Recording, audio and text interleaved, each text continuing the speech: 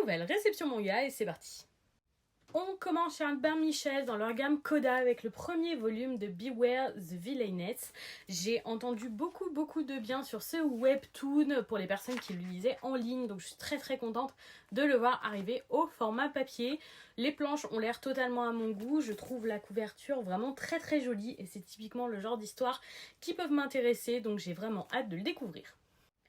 On passe chez Vega Dupuis avec le second volume de 36 000 Seconds in a Day. J'avais beaucoup aimé le premier volume de cette romance assez atypique, tout d'abord pour son côté humoristique, mais aussi parce qu'on suit des garçons très différents et pour une fois le point de vue masculin. J'avais beaucoup apprécié le premier tome et j'ai hâte de découvrir ce second. On passe chez Mangetsu avec le 4e volume de Mother Parasite. Ne vous laissez pas avoir par la couverture, c'est pas du tout un titre sexuel ni rien, mais c'est un titre par contre très déconcertant, un petit peu comme Les Liens du Sang, édité chez Kiyun.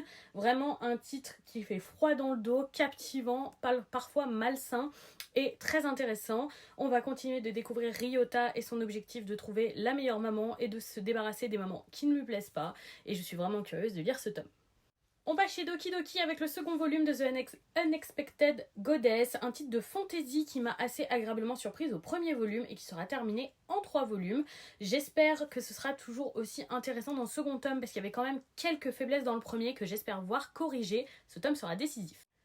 On reste chez Doki Doki avec le 4e volume de Minamichi no Onmyoji. C'est vraiment un titre que j'apprécie particulièrement dans un univers un petit peu type Oni, démon, etc. avec des personnages hyper intéressants, des chara-design absolument incroyables et les planches sont tout aussi sublimes avec un trait quand même très spécial et pour autant que j'apprécie beaucoup. Un dessin qui me fait penser au style de Tokyo Aliens mais dans un univers très différent, un petit peu plus japonais à l'ancienne. Franchement, j'adore ce titre et j'ai hâte de le continuer. C'est terminé pour les services presse et on passe à quelques petits achats. J'ai trouvé d'occasion les tomes 3 et 4 de l'Atelier des Sorciers. Je continue de découvrir doucement ce titre. Les 2 premiers tomes m'avaient plutôt bien plu et j'avais envie de continuer en attendant l'anime qui sort en 2025. Voir si j'apprécie assez le manga pour continuer le manga ou si je préfère m'arrêter et juste me pencher sur l'anime. Je verrai ça. En tout cas, c'est un très bon titre avec de superbes planches. Et on termine avec un autre achat manga d'occasion. J'ai trouvé les tomes 3 et 4 de Don't Fake Your Smile, édité chez Akata. J'avais énormément aimé les premiers tomes, avec une histoire très intéressante, assez féministe, qui va nous parler d'une jeune femme qui s'est fait agresser, malgré qu'elle soit championne de judo dans son lycée. Vraiment très intéressant. On voit différentes facettes, la victime, le triangle amoureux, l'homosexualité. Il y a plein de sujets très bien abordés dans ce titre que j'aime beaucoup. Et donc voilà pour cette réception manga. Dites-moi quel titre vous tente le plus, et bonne soirée tout le monde!